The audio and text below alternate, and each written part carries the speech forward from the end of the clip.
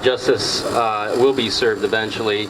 As you all know, it's a process, but we're fighting every step of the way. The difficulty here with Barry Montgomery is he's mentally disabled. He's a diagnosed schizophrenic with Tourette's syndrome. And the frustrating part here is the young man, everybody loves him in the community. He plays basketball, and he does it daily for hours on end. Apparently a new officer, Officer Diaz, was at the park. He's about 2 weeks into his patrol, and he's confused. He thinks that the park closes at 9, when in fact it closes at 10.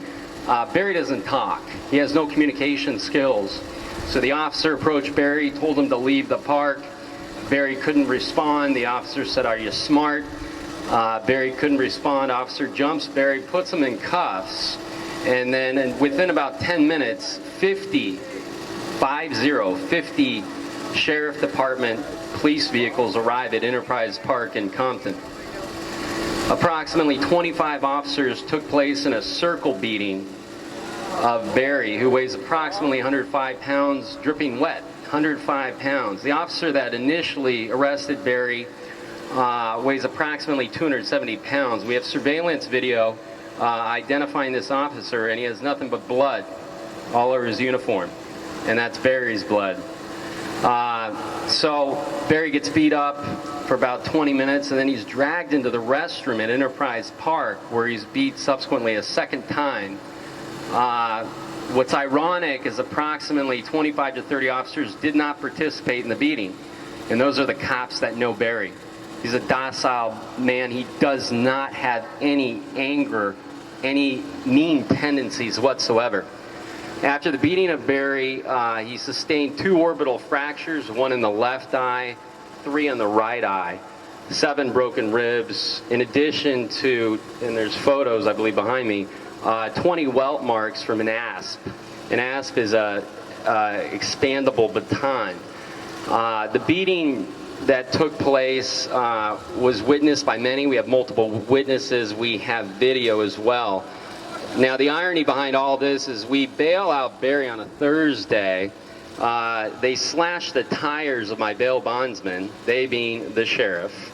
The sheriff engages in a campaign of terror. They intimidate all my witnesses. They intimidate me as the attorney. I've been driven off the road. I've been pulled over multiple times. We had to hire 24-hour armed security to protect our witnesses and our clients. It doesn't end there. Barry's bailed out at 10 p.m. on Thursday night. He ends up missing. We give an APB to the LA County Police Department, the sheriff and the PD. They look for him for approximately 8 hours. They can't find him. Well, as it turns out, he was rebooked back into Central and Twin Towers under a different name to hide him, where they put him in general population, where he was beat up yet again. And if that's not enough, they release him to county. County takes him in at about 11. They don't know how he got there. He just ended up on the front doorstep. County wouldn't release him. We had to get 20 protesters together and the news vans, and they finally released Barry. Barry comes home. The following morning on a Saturday, Max Huntsman, the Inspector General, Mr. DA of 30 years, who's supposed to be our checks and balances on the cops, shows up on the front doorstep at 9 a.m. on a Saturday in a suit with 5 DAs. Max Huntsman says to me, unannounced, uninvited, "I need all your videos, I need all your witnesses, I need their identities, where they live, their phone numbers." And I says, "No, I'm his criminal defense attorney, that evidence is mine, it's attorney work product." He says, "We're not leaving until we get it."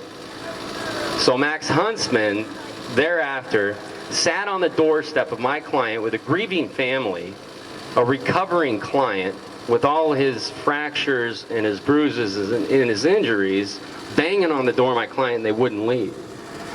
And Max says, "What are you going to do?" And I says, "Not much I can do, but please leave." He finally left after about 4 hours. My understanding, Max is supposed to be the impartial, unbiased, objective oversight of the Sheriff Department, but I saw anything but that. I saw a man on a mission to bury my client's case, bury Montgomery's case, into the ground. And it was a concerted, organized, orchestrated effort from the top down. And then above and beyond that, we have Sheriff Department officers that are running amok, supposedly on desk duty, constantly harassing my client in front of his house, constantly harassing the witnesses in the neighborhood. This has got to stop. This has got to stop. I notified my federal judge, Judge Wu, Department 9, U.S. District Court downtown. So hopefully we'll get some help from him with a restraining order against the Sheriff Department. But at the end of the day, this was a cop gang initiation. We had officers responding from the Century Division, the Park Police, South Division, and Compton Division, all to beat up my 105-pound client.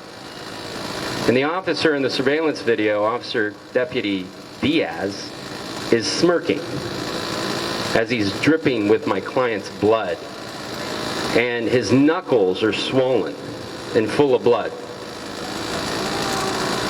Now, the DA originally charges my client with 4 243Ds, which is assault on an officer with great bodily injury, 4 resisting arrest, and a marijuana charge. We negotiated with the DA. They dropped everything down to a PC-69, felony resisting arrest. And the fight goes on. Our fear here in this case is to keep Barry alive. The sheriff's doing everything to make sure he's not alive. And we're doing everything to fight him back. But it's a battle, it's a war, it's terror. It's terror on witnesses of what was an attempted murder of my client by the Los Angeles County Sheriff Department. The majority of the officers involved were Park Police. They originally operated under the County Department of General Services. There was a great LA Times news article by Abby Sewell in 2012 that identified 70 of these sheriff officers from the Park Police had felony records. Felony records. How can you be a cop? How can you carry a gun when you're a felon? And 70 of them did not have POST degrees or certificates, which allows them to enforce laws. They're guard cards. Baca took these 70 in, was supposed to fire them, and they're still on the force. So corruption runs deep within our LA Sheriff Department, as you all know, and we're going to cut off some heads. These heads are going to be the organization that perpetrates this corruption within the LA Sheriff Department and beats down the most vulnerable of all, a mentally challenged man with schizophrenia, with Tourette's syndrome, who weighs 105 pounds.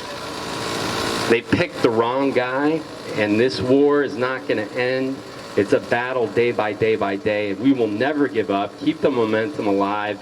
Don't get discouraged. We will win this war against the police department.